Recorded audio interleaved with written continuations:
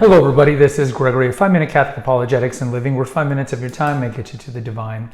Today we're going to talk about the Synod and Synodality and the recent announcement of the various people that we're going to be representing in the conference and whether or not traditional Catholics should be worried about this. Now before we begin, let's start with a prayer. Nomine Patris et Filii et Spiritui Sancti. Amen. Gloria Patri et Filio et Spiritui Sancto.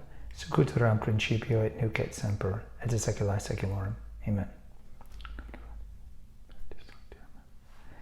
So I think a lot of people are keeping up with the Synod of Synodality. I think most of you guys know these are two big concurrent things. We have the Eucharistic Revival, which is finishing its first year, and it's got 2 more years before there's going to be a big meeting in the Vatican over that. And also the Synod of Synodality. Maybe some of you were involved on the parochial level when they were having these meetings, getting feedback or wanting feedback from the lay about the status of the church, and knowing that there was going to be this upcoming synod on synodality about this at the Vatican. So recently, not that long ago, they announced the list of participants that are going to be at this conference that's going to be held in the fall of 2023, and then there's going to be the follow-up in the fall of 2024. And I think at that point, if I'm not mistaken, they're going to be voting or offering proposals for the group to vote on.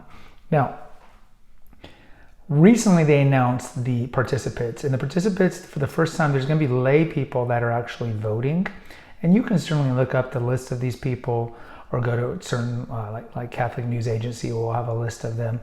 So like in the United States, for example, the USCCB, the Conference of Catholic Bishops, they have their own designated, I think there were 5 or 6 cardinals or bishops, I should say, that were chosen to represent, and then Francis got to pick both lay and religious. And I would say that in terms of the USCCB choices, most of them would perceive to be a good mixture of kind of like traditional, moderate, and then some liberal. For example, Cardinal Dolan's there. Down here in Texas, we have the Bishop of Bronzeville that's down there, and some other people. And then the one that's from the USCCB chose to send to this synod in the fall. Francis's choices, though, are it's a little lefty. You got James Martin, the famous Jesuit, who says he is 100% in support of church teaching, but he's always talking about how the church needs to change this stance on homosexual unions and some other things. He was chosen by Francis. Also, you look at the most recent bishops that he turned into cardinals. He chose he invited a lot of those. So the cardinal in San Diego, for example, the cardinal in Seattle, and some other choices. So also Bishop Barron, who's now the bishop over in southern Minnesota, he was chosen as well. Over in Germany, interestingly, he chose the more conservative German bishops to represent the synod, because I think the German conference was choosing the liberal ones to go down there. So as a whole, if you look at the profile, and also for the lay profile, it's a little, I would say, left of center. Is this something that traditional Catholics should be worried about? First of all, there's no such thing as really as a traditional Catholic. You're either practicing and you're trying to be the most obedient Catholic you can to the magisterial teaching of the faith, or you're a change agent, or you're supporting of change agents, or you've been propagandized by change agents.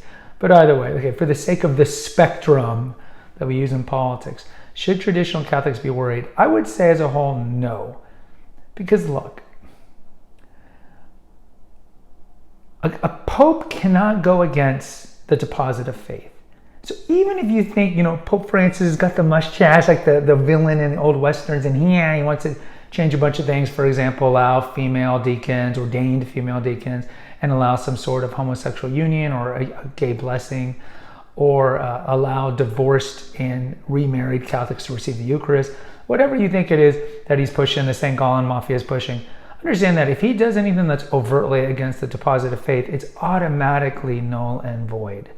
So, for example, for female ordination, we talked about in the episode, I think probably 2 years ago now, why that case is shut. We will not have female priests. John Paul II announced this back when he was Pope, and he essentially said it is ex cathedra. So Francis can't go against these things. Now, what do I think is really going on here? Well, clearly the Synod on Synodality, because Synodality in itself, the whole kind of collegial perspective is very liberal.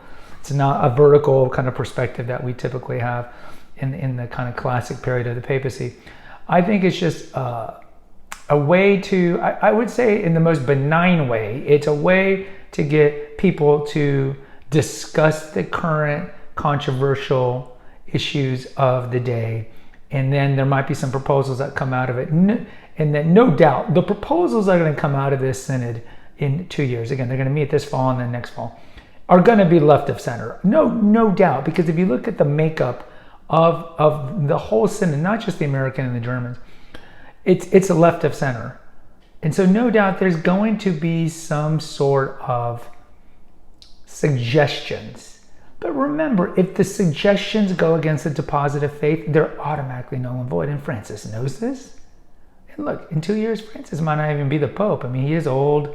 We might have a new Pope. So it would be a moot point, or maybe not a moot point, depending on who is chosen in the conclave. But I think that we must remember, be not afraid. Don't be anxious about these things. Yes, I know there's a certain strand of the traditional Catholics that worry about apostasy, or have already believed that the apostasy is occurring or it's in current process. I would tell you, do not worry. The gates of hell will never prevail on the papacy. Do not worry about these things. I think, of course, like all human institutions, and the Catholic Church is the longest continuous institution of human history, there's always going to be the wheats with the weed. Always. There's always going to be Peter and Judas, and you don't forsake Peter for Judas. There's always going to be bad people, the bad fish and the good fish, all these parables that in Luke that we talk about. So there's going to be people in the papacy, in the curia, wherever and what branch of the Catholic faith, whether it be very high prelates in the Vatican, even those that maybe are in control of dicasteries, all the way down to the lay that might be involved in your parish. There's always going to be fifth column change agents.